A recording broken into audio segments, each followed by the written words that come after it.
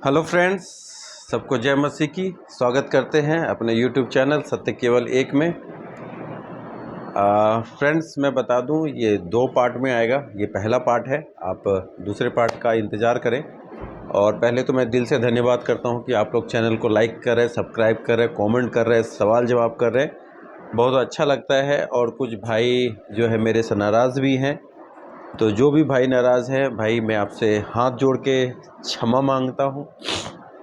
मैं 10 बार अपने वीडियोस में कहता हूँ कि मेरा उद्देश्य किसी के भी दिलों को ठेस पहुँचाना नहीं होता है, ना आपको गलत मैसेज देना होता है। मेरा काम है सिर्फ आपको सच्चाई दिखाना, क्योंकि एक टीचर का फ़र्ज़ होता है कि वो अच्छे लोगों के साथ लेके आएँ। तो आप अपना मुझे भाई समझ ले, टीचर समझ ले, शिक्षक समझ ले। ये एक मेरा शौक़ है कि मैं परमेश्वर का वचन आपके साथ पहुँचाता हूँ। और मैं आपसे तहे दिल से धन्यवाद करता हूँ कि कई भाई लोग, कई मेरी माताएं, मेरी बहनें और जो मेरे सपोर्ट करते हैं, मेरे मनोबल को बढ़ाते हैं, मैं उनका तहे दिल से शुक्रिया अदा करता हूँ, तहे दिल से उनको नमस्कार करता हूँ।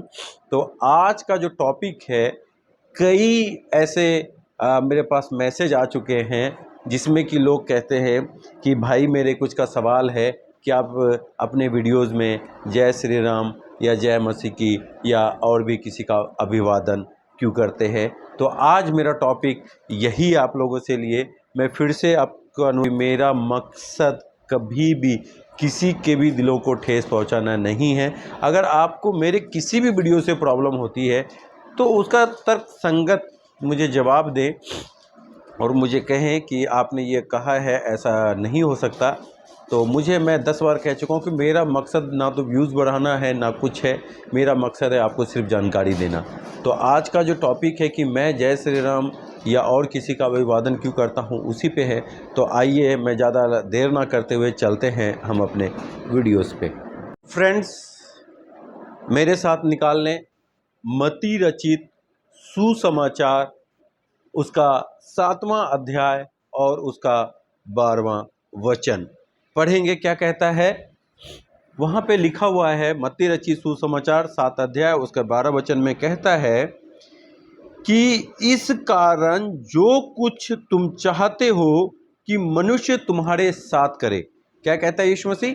कि जो कुछ मैं चाहता हूं, आप चाहते हैं कि मनुष्य आपके साथ करे, तो तुम भी उसके साथ वैसा ही करो। अगर हम चाहते कि मनुष्य हमारा आदर करे, अगर हम चाहते कि इंसान हमारा आदर करे, तो हमें भी उसका आदर करना है ना। कहता है, एक बार फिर से पढ़ देता हूं, इस कारण जो कुछ तुम चाहते हो कि मनुष्य तुम्हारे साथ करे, तुम भी उसके साथ वैसा ही करो, क्योंकि व्यवस्था और भविष्यवक्ताओं की शिक्षा ही यही है। क्या शिक्षा है भविष्यवक्ताओं की? ये मैं तो नहीं कह रहा, मैं अपने मुंह से नहीं कह रहा, ये मेरा लिखा हुआ नहीं है, बाइबल को मैंने नहीं लिखा। बाइबल में जो लिखा है वो मैं आपको बताता हूं कि बाइबल कहती है कि तुम जैसा मनुष्य से चाहते हो वैसा ही तुम उसके साथ व्यवहार करो। क्योंकि ये किसकी शिक्षा है? आगे जब हम पढ़ते हैं, क्योंकि ये व्यवस्था और भविष्यवक्ताओं की शिक्षा यही है कि अगर कोई आगे से आपको अगर राम राम करता है, जय मसीह की करता है, गुड मॉर्निंग बोलता है, सलाम बोलता है, नमस्ते बोलता है, शुक्रिया अदा करता है, तो आपको भी उसी रीति से उनको अभिवादन करना है।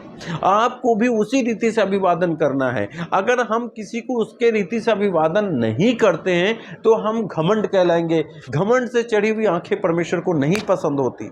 अगर आप मेरे माँ हैं तो मैं आपको माँ कहूँगा, आप मेरी बहन है मैं आपको अपनी बहन कहूँगा, आप मेरे भाई हैं मैं आपको भाई कहूँगा। मैं ये थोड़ा कह सकता हूँ कि नहीं जी मैं मसीह को मानता हूँ तो आप मेरे भाई नहीं, मैं मसीह को मानता हूँ आप मेरी बहन नहीं, मैं मसीह को मानता हूँ आप मेरी माँ नहीं। नहीं, ऐसा कहीं नहीं लिखा। व्यवस्था में लिखने वाला लिखता है, जब आप मत्ती रचित 7 का 12 जहाँ पे पढ़ते हैं, क्या लिखा हुआ है कि जैसा तुम दूसरे लोगों के साथ, जैसा तुम मनुष्य के साथ चाहते हो वैसा ही तुम उसके साथ व्यवहार करो। क्योंकि ये व्यवस्था कि शिक्षा और भविष्यवक्ताओं की शिक्षा ही यही है। इसलिए जब मैं अपना वीडियोस बनाता हूं या लास्ट में हम जब वीडियो करते हैं, हमारे वीडियोस को देखने वाले सिर्फ एक व्यक्ति नहीं है कि या तो कोई मसीह देख रहा या कोई और देख रहा। इसलिए मेरा फर्ज बनता है कि मैं अपने भाइयों को जो मेरा मैसेज, जो मेरे वीडियोस को देखते हैं, मैं उनको उन्हीं के अनुसार नमस्ते करूं, जय मसीह की, जय श्री राम, जो भी जिस तरीके से वो मुझे एक्सेप्ट करना चाहते हैं मैं उसको उसी तरीके से अभिवादन करता हूं। आइए चलते हैं हम दूसरे वचन। अभी हमने मत्ती रचित सुसमाचार पढ़ा, अब हम पढ़ते हैं लूका रचित सुसमाचार। लूका में क्या लिखता है? लूका जब हम 6 अध्याय और उसका जब हम 31 वचन पढ़ते हैं, वहां पे क्या लिखा हुआ है कि जैसा तुम चाहते हो कि लोग तुम्हारे साथ करें, तुम भी उसके साथ वैसा ही व्यवहार करो। अगर हम चाहते हैं कि लोग हमें प्यार करें तो हमें भी उनसे प्यार करना पड़ेगा। अगर हम चाहते हैं कि लोग हमारे मसीह को अभिवादन करें तो हमें भी उसका अभिवादन करना पड़ेगा। अगर आप चाहते हैं कि जब हम रोड पे निकले लोग हमें जय मसीह की करें तो हम भी उसको, जिसको वो अपना आधार होके मानता है, हमारा फर्ज बनता है कि हम उसे भी उसी तरीके से अभिवादन उसका करें, है ना। आगे आइए हम और वचन देखते हैं कि क्या कहता है। जब हम तीसरा वचन पढ़ते हैं, प्रेरितों का काम, उसका 28 अध्याय और उसके दूसरे वचन में क्या लिखा हुआ है? 28 का जब दूसरा पढ़ते हैं तो वहां क्या लिखा है? वहां के निवासियों ने हम पर अनोखी कृपा की, क्योंकि मेघ बरसाने के कारण ठंड थी, इसलिए उन्होंने आग सुलगाकर हम सबको ठहराया। क्या लिखा हुआ है कि 28 को 2 में कि वहां के निवासियों ने हम पर अनोखी कृपा की। कहां के निवासियों ने? जहां पे हम रह रहे हैं, जहां पे आप रह रहे हो, आपके आस पड़ोस, आपके रिश्तेदार, आपके मोहल्ले वासे, है ना, आपके मोहल्ले वाले लोग, जिस जगह पे भी आप प्रेजेंट हो, चाहे आप मसीह को मानने वाले हो, चाहे आप मसीह को नहीं मानने वाले हो, आप जिस भी समुदाय में रह रहे हो, वहां के लोगों ने आपसे प्यार किया।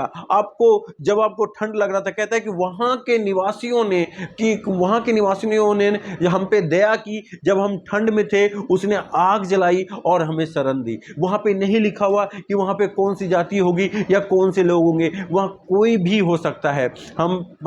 मेरे मित्रों, मेरे भाइयों, जिसको ये दुख लगता है कि मैं जय श्री राम क्यों बोलता हूं, मैं उनको बता देना चाहता हूं कि हम जहां पे रहते हैं वहां पे हर एक समुदाय के लोग रहते हैं। हमारा काम है उनसे मिलजुल के रहना। हम उसे नाके चढ़ा के या कॉलर खड़ा करके हम नहीं रह सकते, क्योंकि वहां के लोगों ने हम पे दया दिखाई है, वहां के लोगों ने हम पे तरस खाई है, वहां के लोगों ने हमें प्यार दिया है। और जब हमें उन लोगों ने प्यार दिया है तो हम अपनी घमंड की चढ़ी आंखों से उसको ये नहीं कह सकते मैं तो मसीह हूं, मैं आपका अभिवादन नहीं कर सकता।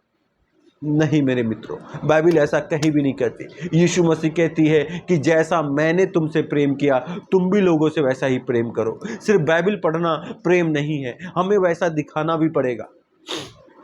अगर आप चाहते हैं कि कोई आपका अभिवादन करे तो आपको भी अभिवादन करना पड़ेगा। मेरे एक मित्र ने कहा कि ईसाई मर जाएंगे लेकिन वो कभी भी जय श्री राम नहीं बोलेंगे। क्यों नहीं बोलेंगे भाई? आप जो खाना खा रहे हो वो किस दुकान से खाना खरीद के खा रहे हो? जो आप पानी पी रहे हो, बिस्लरी या जो भी कुछ आप पहन रहे हो, जो जूते खरीद रहे हो, चिका कपड़े खरीद रहे हो, क्या आप मसीह की दुकान से जाके खरीद रहे हो? क्या आप उसको जाके नमस्ते नहीं करते? क्या आप जाके उसको हाय हेलो नहीं करते? भाई मैं आपको 10 बार बोलता हूँ, मेरा मकसद किसी को भी ऊंचा या नीचा दिखाना नहीं है, बल्कि मेरा मकसद है सिर्फ और सिर्फ आपको सच्चाई दिखाना। क्योंकि बाइबल कहती है, जब प्रेरितों का काम 28 अध्याय उसका 2 वचन कहते हैं, वहाँ के लोगों ने हम पे दया दिखाई, जब हम ठंड में थे उसने आग जलाई और हमें शरण दिया। हम मसीह तो कहते हैं, अगर वो लोग ना चाहें कि हम उनके बीच ना रहें तो फिर हम कहाँ जाएंगे? तो इसलिए अगर हम चाहते हैं कि वो हमारा अभिवादन करे तो हमें भी उसका अभिवादन करना पड़ेगा। आइए देखते हैं चौथे वचन में क्या कहता है। आइए हम देखते हैं कुलुसियों उसका 3 अध्याय और जब हम उसका 12 वचन पढ़ते हैं वहां पे क्या लिखा हुआ है? इसलिए परमेश्वर के चुने हुओं के समान, किसके समान? परमेश्वर के चुने हुओं के समान, जो पवित्र और प्रिय है, बड़ी करुणा और भलाई और दीनता और नम्रता और सहनशीलता धारण करो, है ना। नम्रता, सहनशीलता, सब कुछ। हम एक मसीह में होकर हमें सब कुछ सहन करना पड़ता है, सहनशीलता धारण करना पड़ता है, नम्र बनना पड़ता है। अगर कोई कुछ कह दे हमें झुक के सुनना पड़ता है ना, हमें करना पड़ता है, क्योंकि ये बाइबल का वचन है। हम यीशु मसीह को सिर्फ बोलने से हम मसीह नहीं हो जाते, हमें मसीह के नक्शे कदम पे चलना पड़ेगा। मसीह ने कहीं नहीं कहा, बाइबल में आप इतनी बड़ी बाइबल लिखी हुई, आप कहीं भी ये लिखा हुआ दिखा दो ये मसीह ने कहा हो कि कोई अगर तुम्हें अभिवादन करे तो तुम उसको जवाब नहीं देना। यीशु मसीह ने तो यहाँ तक कहा कि कोई अगर तेरे साथ एक कोस चलना चाहे तू उसके साथ 2 कोस चला जा। कोई अगर तेरे एक गाल में थप्पड़ मारे दूसरा भी दे दे। कोई तुझसे एक कपड़ा मांगे तेरे पास दूसरा है वो भी उसे दे दे। मसीह ये प्रेम सिखाता है। लेकिन हम ये सोचते हैं कि एक मसीह कभी जय श्री राम बोल नहीं सकता। क्यों नहीं बोल सकता भाई? आप कैसे प्रेम दर्शाएंगे? आप मसीह के प्रेम को कैसे दर्शाएंगे? एक मसीह, एक यीशु मसीह ने अपने चेलों के पांव दबाए। वो बोलते मैं तो परमेश्वर हूं, मैं तो परमेश्वर का पुत्र हूं, मैं चेलों का पांव क्यों दबाऊं? वो मेरे पांव दबाएंगे, लेकिन मेरे पिता ने अपने चेलों के पांव धोए। ये प्रेम ही नहीं है तो क्या है? और हम सब आदम के ही तो वंशज हैं। अगर हम भटक गए इधर उधर, हमारा काम है उनको प्यार से वापस लाना। आइए हम चलते हैं अपने लास्ट वचन की ओर, उसके बाद हम बाकी डालेंगे सेकंड पार्ट।